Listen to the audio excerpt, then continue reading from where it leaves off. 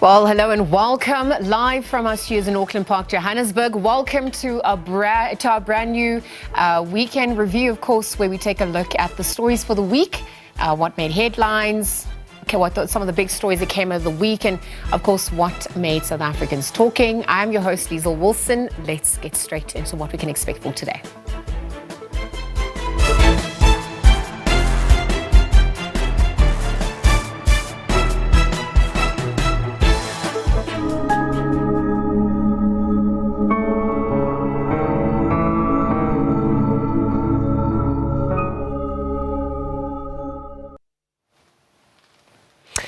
Right, now obviously news making headlines around the world this week. King Charles officially proclaimed Britain's new monarch at a ceremony of the Ascension Council at St. James's Palace. Now, we're going to be taking you live to the second part of the meeting of that proclamation of the new sovereign.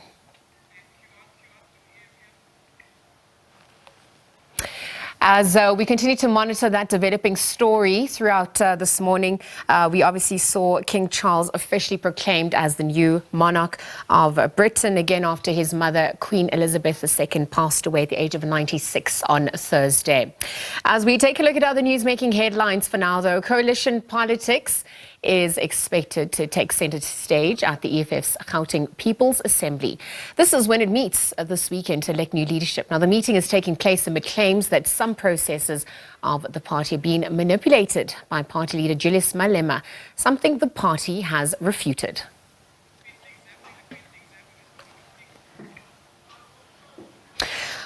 Well, in fact, we're going to go back to our top story that I started with. Again, King Charles officially proclaimed Britain's new monarch at a ceremony of the Ascension. The council is obviously all taking place at St. James's Palace. On that note, we're going to be taking you live to the second part of the meeting of that proclamation of the new sovereign. Let's take a look.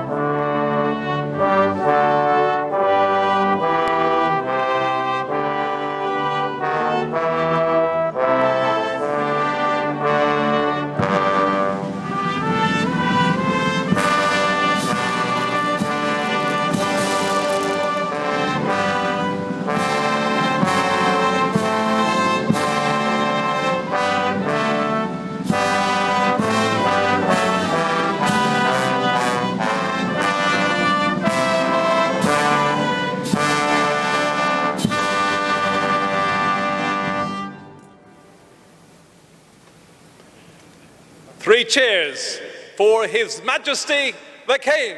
Hip hip, hooray!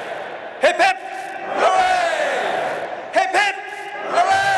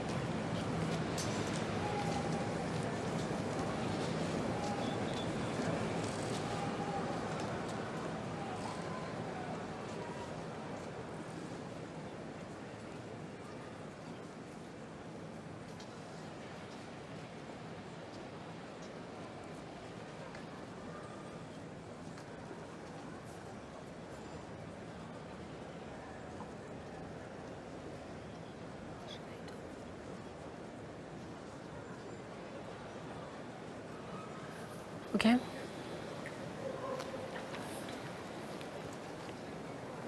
I can go. All right, so these are live visuals coming through. Again, throughout the morning, we've seen King Charles officially proclaimed Britain's new monarch at a ceremony of the Ascension Council, which is taking place at St. James's Palace. The second part of that ceremony is taking place, part of the meeting of the proclamation of the new sovereign. As the second part takes place, I mean, we've obviously seen how King Charles having to step into his mother's shoes after the passing of Queen Elizabeth II at the age of 96. This was after her 70 years on the throne. King Charles officially also pledging to follow in the example of his late mother. This as he officially steps in as king of Britain. We're taking a look at Charles, who at the age of 73 is, immediately succeeding his mother. But this obviously comes just after the Ascension Council met on Saturday to proclaim him as the king.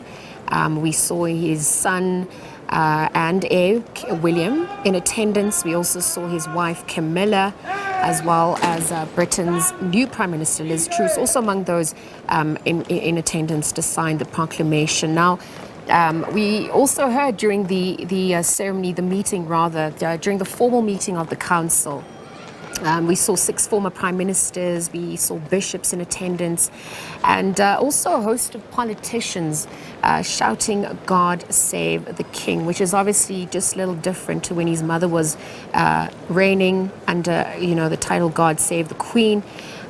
Charles really coming out to say that he's deeply aware of his inheritance, the responsibilities, the duties, that this new role as a sovereignty is going to mean for him, that has now been passed down given the legacy of his mother.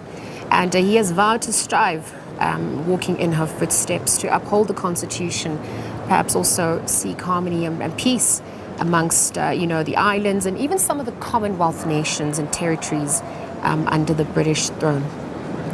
As that second part of the proceedings takes place, you're watching live on your screen, just some visuals coming through. St. James's Palace is where it's happening.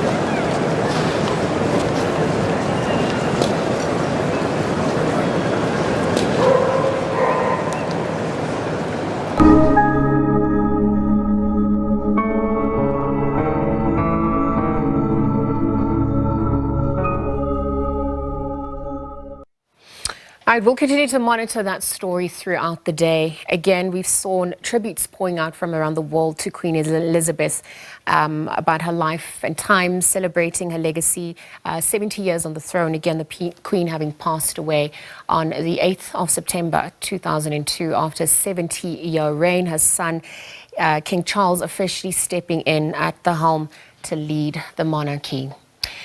We're going to take a look at more local news now at this hour, where access to housing remains one of the biggest challenges facing destitute people in the Eastern Cape province. Hundreds of villagers from Qumbu live under inhumane conditions. This is due to failed housing projects. Now, back in 2016, over 100 people from 10 villages were to benefit from government's RDP housing. But almost 8 years later, this project is still incomplete.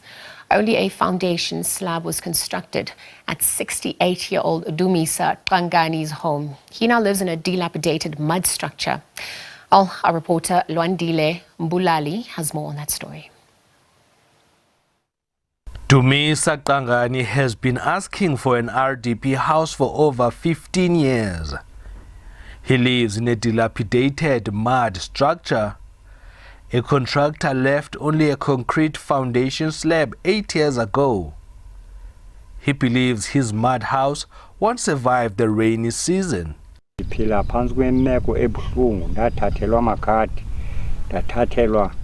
I live under very difficult conditions. My SASSA card and identity book has been taken by my children. My home is falling apart. I'm asking for assistance because I don't know where to go. I live alone. My wife left me because I was unemployed. Even my children left me.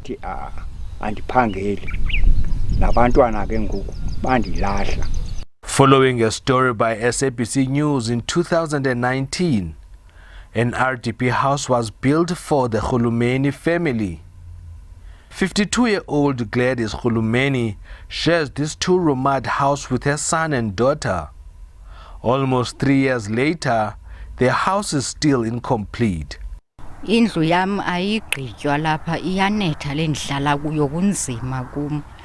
RDP house has not been completed. The mud structure I live in is in a bad state.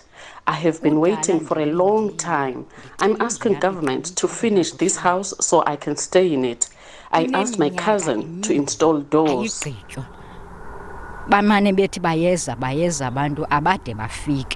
Some families are trying to complete these unfinished houses. Impoverished families are pinning their hopes on government. Local leaders are pleading with government to intervene. We are asking government to prioritize the houses of those destitute people. There is no progress in the current government. It's not only the housing project. There is no progress because of factions within the ruling party and the politics of today.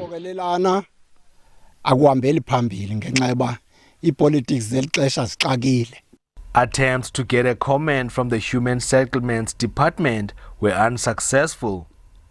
Meanwhile, residents are calling on government to eradicate dilapidated mud structures in remote rural areas. Lwandile Mbulali, Qumbu in the Eastern Cape.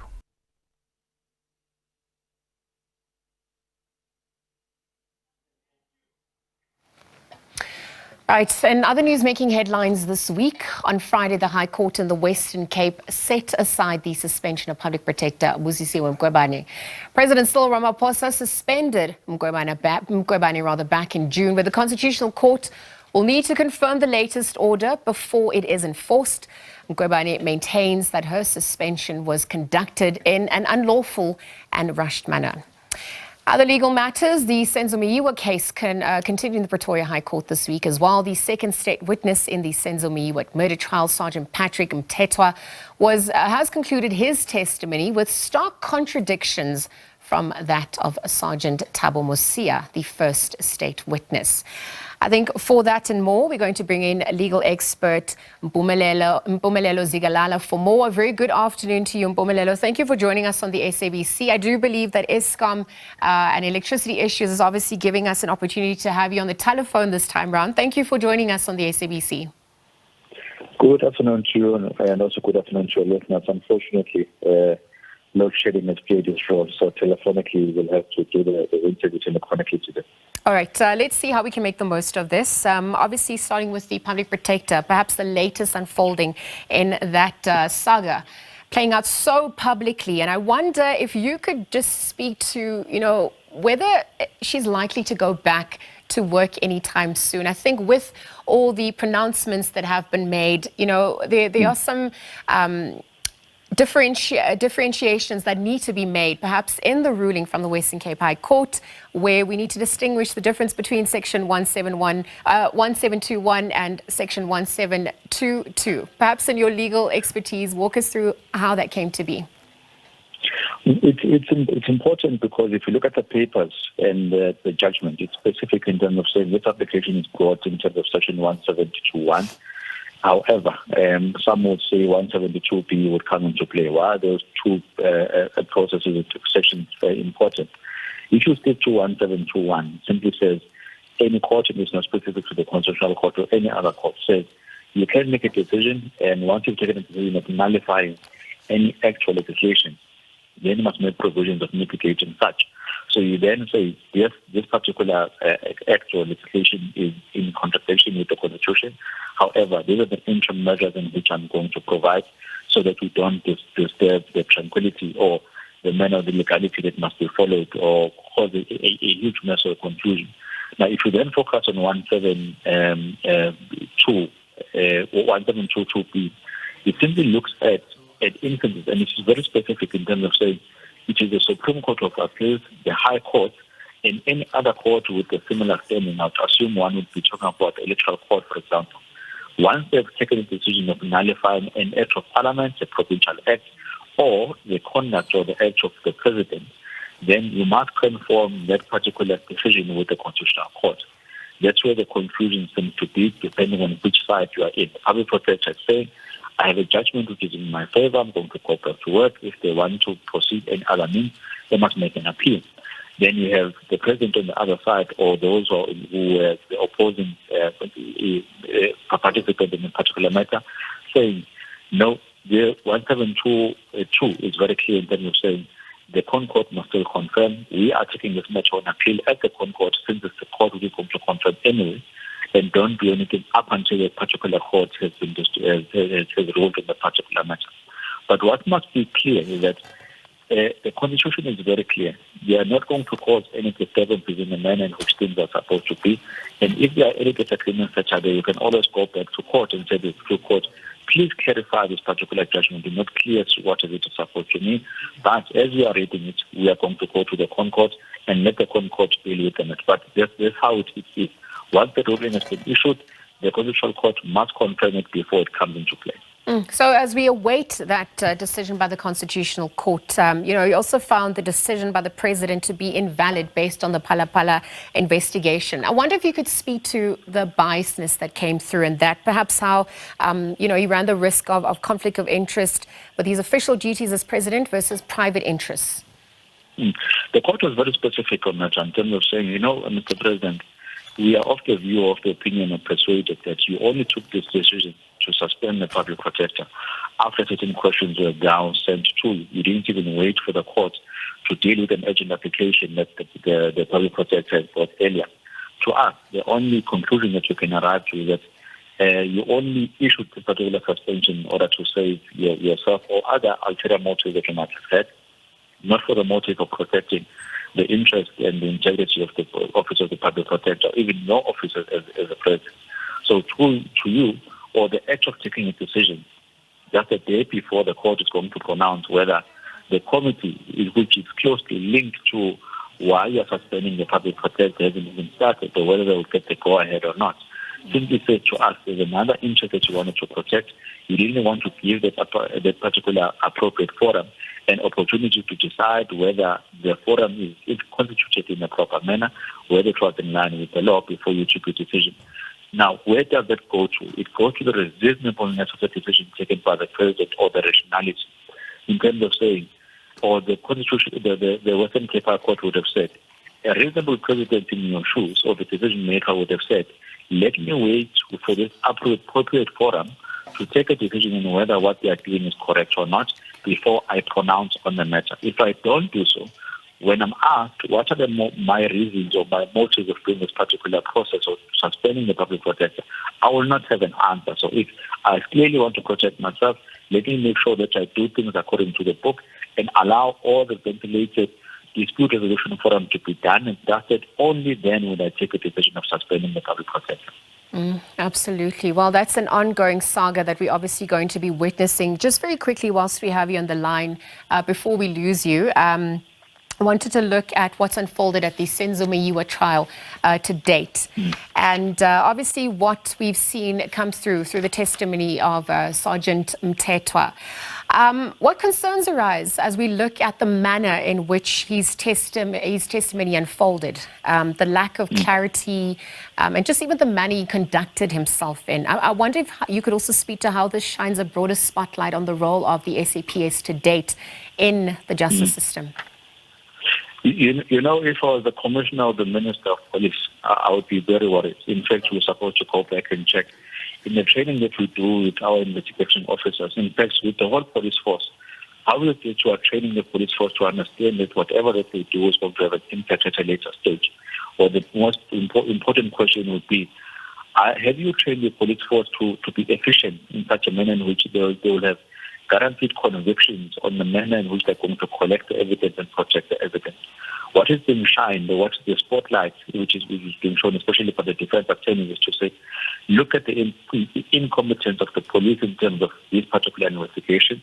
Let's look at how they left a very important crime scene vulnerable, in which third forces would have came in and altered the results in which are now presented at court.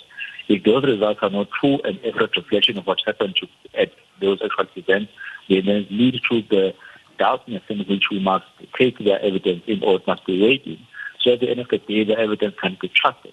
So if you are going to not have your first point of calls, or the first individuals who are going to go in and collect the evidence, make sure that they know what they're doing. It means that all the other acts which are going to follow later, that is the NPA going to court and whatnot, are going to be flawed, and you're going to have guilty individuals being let go or being declared not guilty, not because the merits of the matter say that they're not guilty, but because the technicalities that were meant to be followed by skilled and trained individuals are not done so, either because they're overwhelmed as to the nature of the status of the person they're investigating, or the subject that has caused them to investigate a particular matter, or because of simply lack of training in which must be combated, so that at the end of the day we have these convictions and we have people trusting in our legal system. Mpumelelo, before we continue, one last and look at the last question. I believe there is a clip of what transpired at the court proceedings this week with Sergeant Mthethwa. Let's take a listen into a part of his testimony before we continue.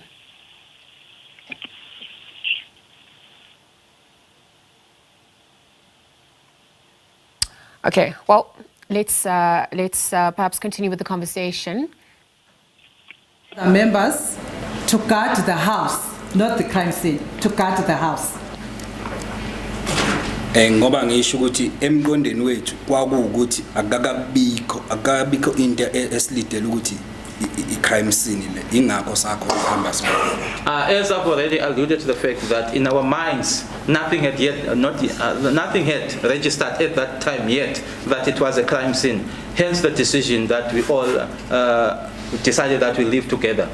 Did it ring into your mind that the people who had been firing shots can come back and pick up the exhibits? Ingaba kwanifikela yini ukuthi mhlasimbe labantu laba abadubula bangabuya futhi bazocosha ubufakazi? It didn't ring into your mind. Akuzange kufike. No, it never. You know the reason why it did not ring into your mind? It's because you were inexperienced for that crime scene. All of you were juniors. There was no one to supervise the duties that you were supposed to do as members of the SAPS attending such an important crime scene.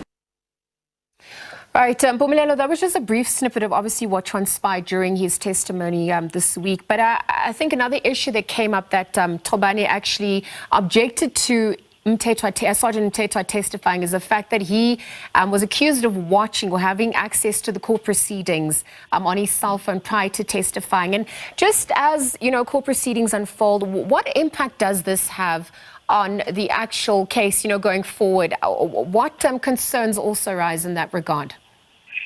The concern is that you might find that witnesses which are going to come after the two may tailor-make their evidence to suit what has already been stated in court. Some may even want to dispute what has been stated. Ordinarily, in any criminal proceeding which is not broadcast in this particular manner, the witnesses will be told, stay outside, don't be part of the proceedings. We want your evidence to be as pure as possible. So in order for us to achieve it, we do not want you to be privy to what was said earlier.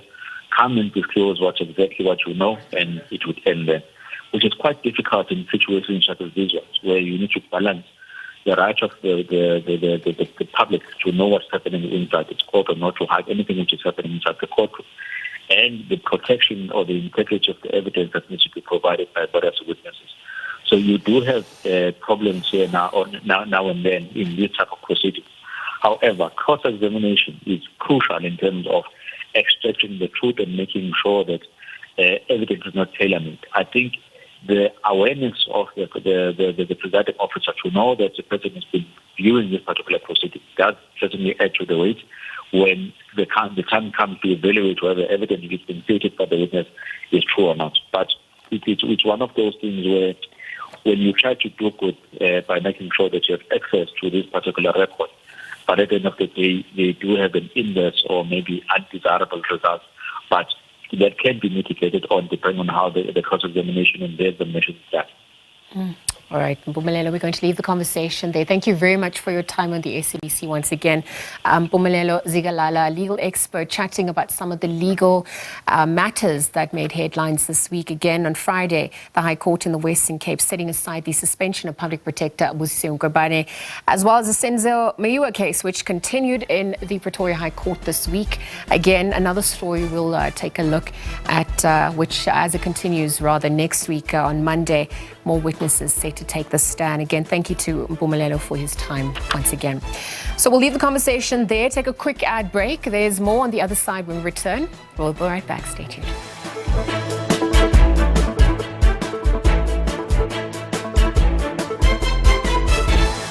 Welcome back. The Week in Review with myself, Liezle Wilson, continues. Now, President Cyril Ramaphosa is addressing traditional leaders in the Mopani region. Ramaphosa's address comes as part of the Letsima campaign in the area. Letsima was launched on the 23rd of April in Mangaung in the Free State, is aimed at placing structures of the ANC at the forefront of resolving community challenges, including service delivery, as well as social inclusion. For more on this, we're going to take you live there. Let's take a listen in. That are important to the community. None of the issues that they raised had to do with themselves as individuals. They had all to do with improving the livelihoods of our people. And they were grateful that the issue of water, which has been a major issue, by Bielekuri, Sulile Samati, Asibahlupha ngopfu, manje babona ku ri mati a fika manjeni angena na lava nivatshama ku kona. So I was very pleased to hear that there's been progress. But as I said, they raised other issues, but in raising them, what impressed me most was that they were making recommendations. Babeka problem by the president, na premier, problem ya hina hile, and they outlined it by its hands. And at the same time, by carefully, by the recommendations, but it's ale kahle, bako recommendation ya hina eko lesh, misi lungisa indela le. And then by Nika Papera Rakon. That I found most impressive, and that confirmed to me the very positive and good relations that prevail between the two structures. And what I was most pleased about, we don't agree necessarily on everything, but they had the directness to put those issues on the table and asked us to address those issues. So I'm really pleased with that. I'm also pleased with the account that has been put by Hosingove, who, as the chair of the traditional leaders in our province here in Limpopo, knows that I appointed and I asked and directed the deputy president to deal with the various issues which our traditional leaders have raised. And genuine issues, ranging from tools of trade, yes, to issues that the pension, medical aid challenges, as well as the infrastructure in and around the royal houses, but also in the communities where they rule, and extending also to issues of land, communal land, and how that should be dealt with. So the Deputy President, as directed, has been engaging with our traditional leaders on an ongoing basis, and we are now reaching a stage where clear proposals are now going to be put on the table, and they also have to do with, the remuneration of traditional leaders. There are various proposals that have been put on the table. So we're dealing with real issues. But what I have said, I want all those issues to be addressed and want to assure our traditional leaders that we are going to address them in the most positive way. It may be that in the past there was a complaint, we are not really paying as best attention to those issues as we should. And we have said, give us the time so that we can address these issues properly and have a meeting with the leadership of the traditional leaders and outline what is possible and on a programmatic way what we are able to address. Hosingobe is right in saying traditional leaders need feedback. They need updates. And this is where possibly we need to up our game, because the chair of Contralesa, the president rather of Contralesa, came to Mahlamandlovu and we had a really good engagement. And out of the engagement, we were able to set up this process. So, kulaveka kuri, itama hi minyika the update, kuri swilo swi famba njhani na. Kuri, we must not wait until there's another crisis. So I want to give you the assurance that our government, as led by the African National Congress and as directed by the African National Congress, gives due regard, recognition and respect and accommodation to our traditional leaders, because you are the first line of everything when it comes to our people, and we recognize that. And we want to be able to do things in a way where you will be able to see that indeed we are living up to what we have said. So I promise that we will engage with you and give you the updates so that you are not in the dark. And once the Deputy President comes with, whether it's an interim report, we will make sure, Corey, it is spread around our provinces, particularly at government level, so that they are able to brief our traditional leaders' councils as well. It's Akengopu to be here on the Liezle program. The Liezle program is about the ANC seeking to engage anew with our people, reaching out to our people, and you're absolutely right, Hosingobe, that Liezle, Ngachivenda Rindindima, and it is there in all our languages, in all our tribal groupings. We know what it is. And through this Liezle process, we are engaging, and I'm, together with the other officials, are going through all our provinces, various parts of our country, engaging. And last week we were in Mpumalanga, in the Delmas area, in Kangala, and now we are here. We are going to go to the Eastern Cape, KZN, and we will be spreading ourselves throughout the country. It is about the ANC renewing itself. It is about strengthening the unity within the African National Congress and reconnecting with our people. We have admitted that over time, the leadership position of the ANC in society has weakened. And we were particularly pleased, Kuri, as our traditional leaders, who are the key, the originators of the ANC, you also got concerned. You also got concerned when you thought that the ANC has weakened and it has lost its strength and its effectiveness through a variety of reasons.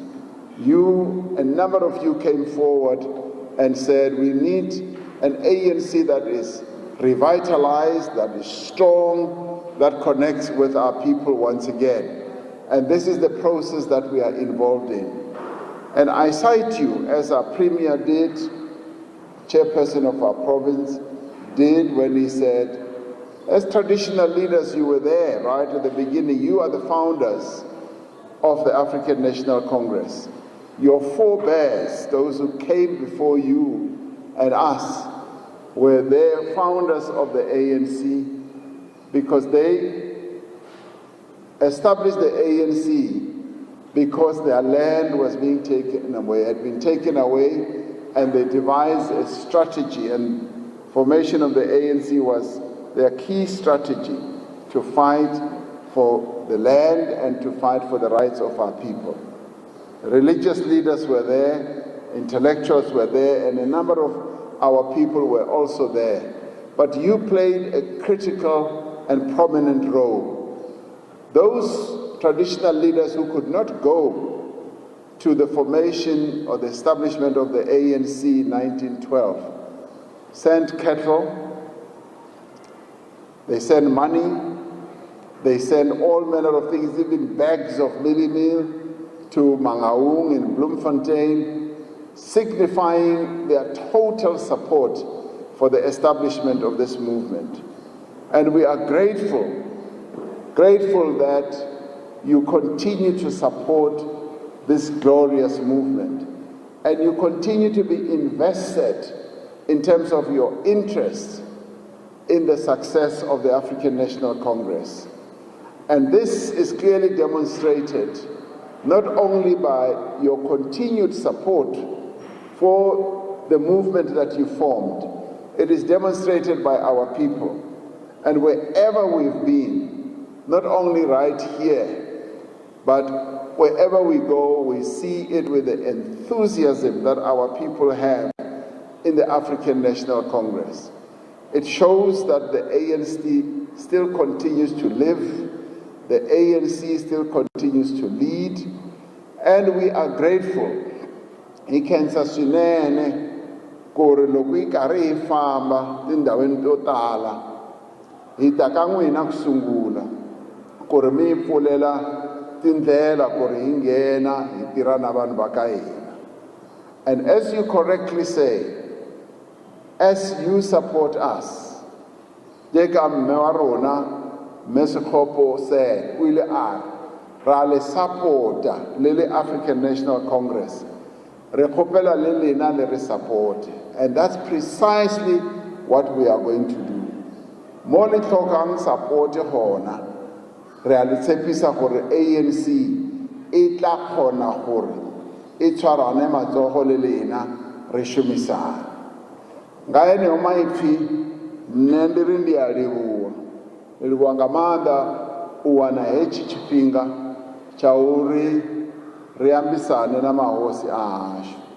This is our tradition. Wherever we go, we do want to engage with our traditional leaders in this fashion. But I think we want to do more. Possibly when I next come back, when I next come back, we must exchange views. Collectively,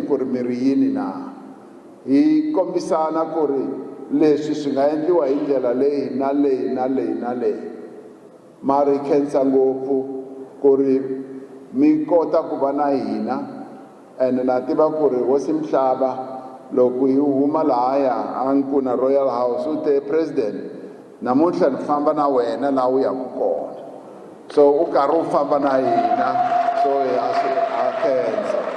hi khensa swinene ku ri mi tinyike nkarhi ku ri mi va na hina in the way that you are. Ni kombela ku ri mi khomela that hi mi yimise nkarhi wo leha. Van'wani and se ni twile ku ri van'wani va fike hi va ma-9 nampundzu and a va tshamisiwe handle a timovheni ta vona. Hi ta swi lunghisa sweswo ku ri loko hi va na mihlangano yo fana na leyi, n'wina hi kota ku mi vonisa ku ri ha mi hlonipha and give you the necessary respect.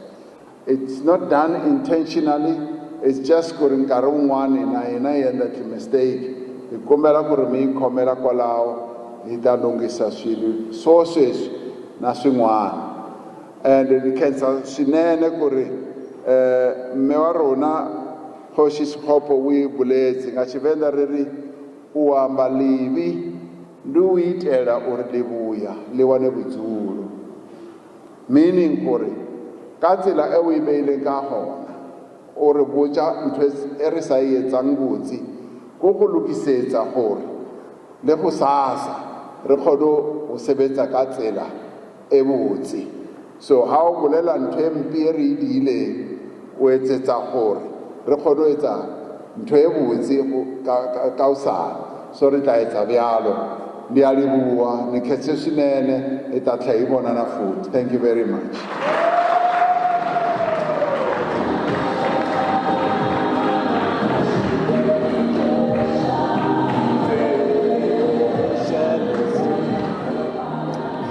Thank you, program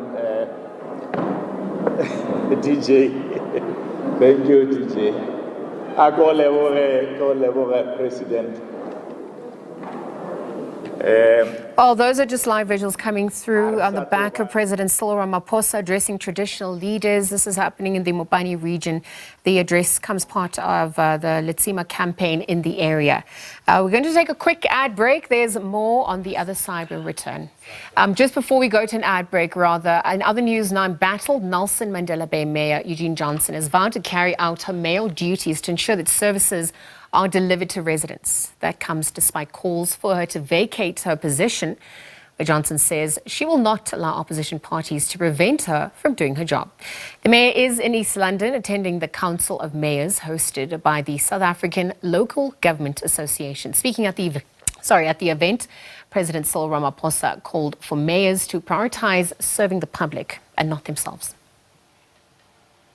Dysfunctional municipalities received attention at this gathering.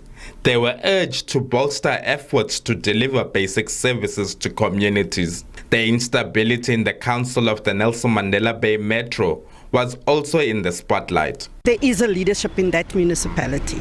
I am the mayor and we have a city manager. We are leading that municipality. Insofar as service delivery is concerned, if you've listened to the presentation from the city, our revenue collection rate has increased. We have a funded budget. Our financial situation is stable. It doesn't matter what our adversaries say and what smaller parties do. We are forging ahead in ensuring that services are delivered. With 80 municipalities being in coalition governments, there were calls for more regulation of coalitions. SALGA developed a framework on coalition government, how to manage coalitions as they've been risen. Now we realize that there is some challenges in coalition government, and part of our view as SALGA is to continue to lobby, advocate and represent the interest of the sector.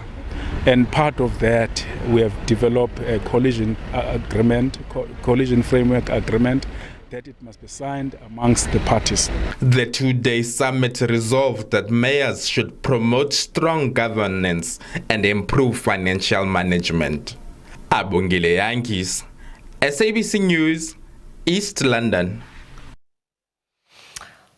All these and other stories made headlines this week on the political front. For more on this conversation, I'm going to bring in Kaya Sitole, an independent analyst. Kaya, good afternoon. Thank you for joining us on the SABC.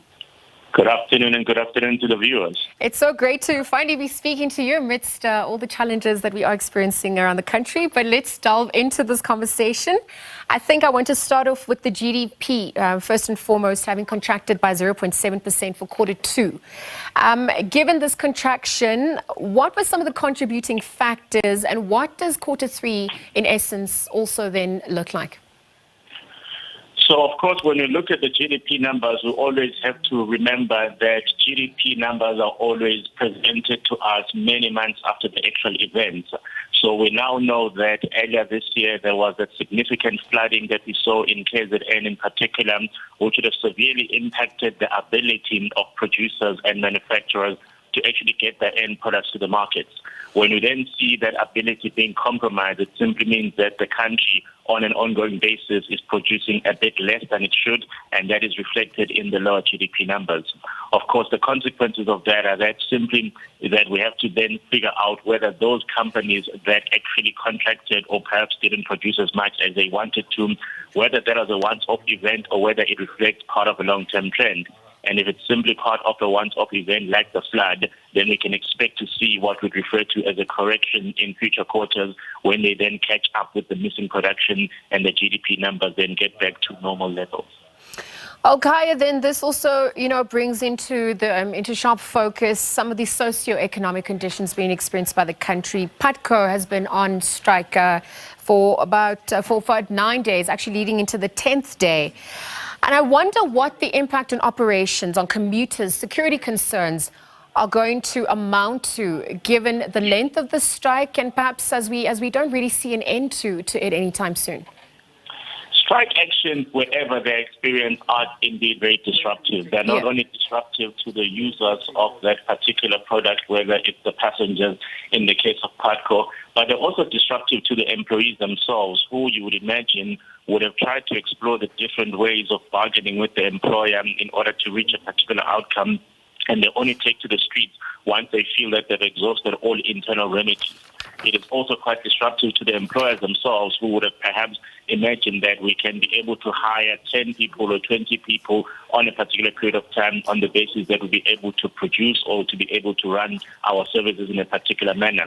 Now, obviously, when a strike happens, all of those projections and all of those expectations then need to be checked again, and it may turn out that it simply means that in spite of the commitment to offer a particular wage increase, in spite of a commitment to retain particular numbers in the workforce, the employer is no longer able to do so. So it's always hoped, and in South Africa, I think over the past 20 to 30 years, we've done a good job of trying to say, negotiate internally first, try to put together some bargaining structures, because by the time we get to strike action, we do know that there's never a winner in the short term. Of course, employees who may then feel that in the long run they get the wage that they wanted after the strike action may feel that they're the ultimate winners, but in the immediate term, everybody gets affected, whether it's the employer, the employees, or the users of the service. Yeah, absolutely. So while that tussle goes back and forth, what happens to commuters, let's say, who have bought monthly tickets? How do we start to factor in the impact on commuters in that sense, practically, as it's ongoing? So it is a very tricky one in South Africa, because generally what you might suspect in many other countries is that if I, as an employee, feel that I have a dispute with my employer and I don't want to go to work, well, they'll get the reserve workforce or the people that are on standby to simply still carry on the services while I settle my dispute. In South Africa, unfortunately, we've seen historically that when those reserve employees or that reserve workforce gets called upon, then those employees, the permanent employees who feel that they're being undermined, or at least their actions or their grievances are being undermined by people saying, well, we'll still carry on working, they tend to be quite aggressive towards the reserve workforce. So South Africa has got a very mixed record when it comes to continuity of services. But of course, there are some sectors where it is very clear that in spite of the fact that there are grievances, in spite of the fact that there may be differences of opinion, some baseline services still need to be performed. So therefore, some people may indeed even legally be prohibited from partaking in strike action, but that doesn't mean that their grievances are not considered in the overall big picture. So in the instance where PATCO, for example, will then say, look, we still want to run our services, they then have to consider whether it is practical to do so, to simply get a reserve workforce, or whether they feel that the type of disruption that may be visited upon their infrastructure and their reserve workforce is acute enough or risky enough for them to say, well, actually, we can't run our services at all. And then the commuters would then have to find different ways of getting themselves back to work and home. Which probably puts some more strain on them. Kai, just very quickly in conclusion, two of the country's biggest municipalities, we heard in the package earlier on. Now, some interesting dynamics unfolding. They're facing motions of no confidence, both involving the ANC and the DA. And I wonder how you would weigh in on these scenarios unfolding, perhaps as we edge closer to 2024 and the possibility of coalitions somewhat becoming a reality. Yeah. So, of course, what we now know that since 2016 in particular, South South Africa has literally been living through an experiment where we are now observing how different coalition structures or informal arrangements, as you remember, the EFF in particular refused to say that they were part of a coalition government when they first became part of one. So we've been going through a process of observation to see what tends to be the breaking points in the unity or at least the coherence and the cohesion of these particular structures. And of course, in most of them, in the initial stages, it was simple coalition governments that sought to unseat the ANC. What we see being different in eThekwini and Nelson Mandela Bay is that it's coalition governments where the ANC is actively involved, where the ANC's mayors or speakers have actually then ended up with those particular positions. So we're actually going through a decade of simply observing what happens in big contested metropolitans when the coalitions are led by minority parties exclusively and when the coalitions are led by the ANC. And what we do seem to find out is that, unfortunately, the ways in which these coalitions break apart or the way in which the rules of the game are changed is not particularly linear. So you remember Nelson Mandela Bay in particular, there was a point in time where you wake up every single day and you'd have to ask who the mayor is because there could have been a change overnight. So that was a highly unstable coalition based on the fact that the parties that pulled together their votes in order to say this is the government that we want were so ideologically incompatible.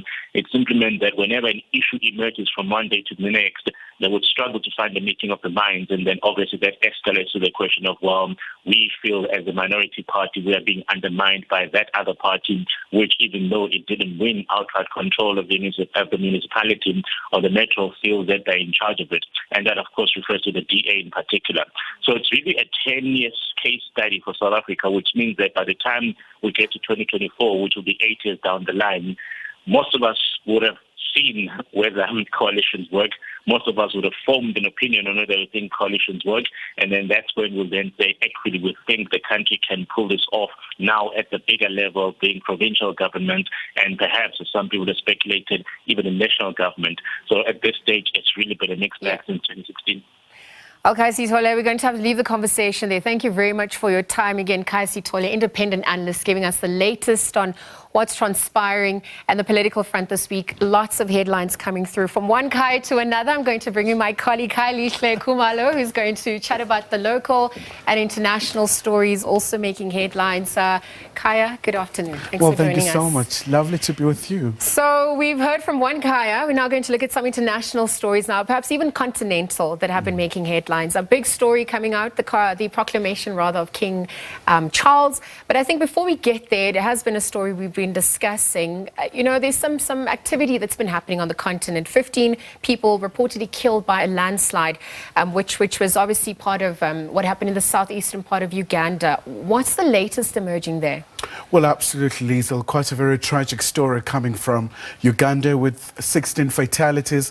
Apart from that, over 300,000 people have been affected. So it's the issue of the mop-up operation now to try and make sure that the affected families are offered shelter and so many other critical things as well. So it speaks once again to the climate change, where we're seeing the very erratic weather affecting the continent, where we're seeing the drought and the floods as well. Well, speaking of which, the 10th SADC water dialogue being held in Lesotho, obviously coming through that and many other issues on the table.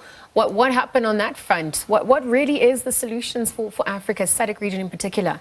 A critical subject matter, because the water, we know that water scarcity is a big challenge, and we know that Lesotho is a very central player in this regard. So the SADC was looking at this very critical matter in terms of the sustainability with the supply of water. Perhaps moving our focus from Africa, and we're looking at what's currently transpiring in the EU. We're seeing that the EU now has plans to cap Russia's gas prices. This is President Vladimir Putin warns that such a move could cause Moscow to cut off all energy supplies. We've seen the impact of the Russia-Ukraine conflict. We've seen what the devastation. Actually, we don't even know how we're going to quantify the ripple effects thereof.